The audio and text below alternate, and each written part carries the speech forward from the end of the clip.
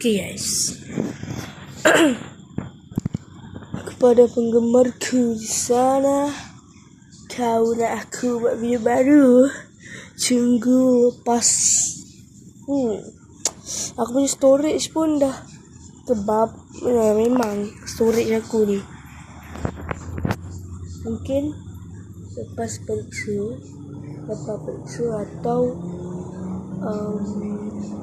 lepas periksa atau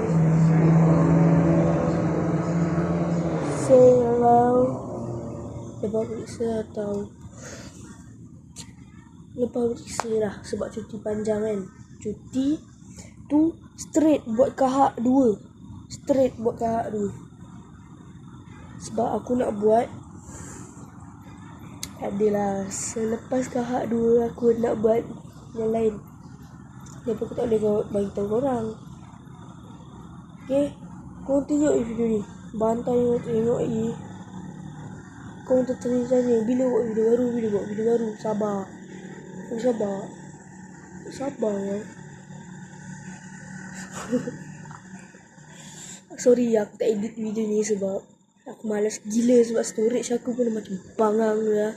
So aku tak edit. Dah lah, bye lah. Alah 1 minit je pun.